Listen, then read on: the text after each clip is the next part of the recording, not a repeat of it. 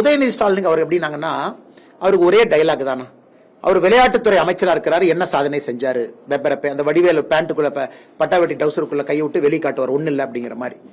துணை முதலமைச்சரா இருக்கிறீங்க, முதலமைச்சர் எதிர்க்கட்சி தலைவராக இருக்கும் பொழுது வாங்கின ரிவ்யூ பெட்டிஷன்ஸ் அவ்வளவு வாங்கினீங்க. பெட்டிஷன் மக்கள்கிட்ட போய் குறை தீர்ப்பு முகாம் எத்தனை சால்வ் பண்ணீங்க? கிடையாது. எதுவுமே பேசாம சமஸ்கிருதம் செத்து போன மொழி, தமிழ் இப்படி, சமஸ்கிருதம் இப்படி, ஹிந்தி இப்படி, வடக்கு இப்படி, தெற்கு இப்படி, டெங்கு, மலேரியா, இது மட்டும்தான் பேசுறாரு. அவருக்கு உண்மையாலுமே சப்ஜெக்ட் நாலேஜ் இல்ல. நம்முடைய துரதிருஷ்டம் தான்.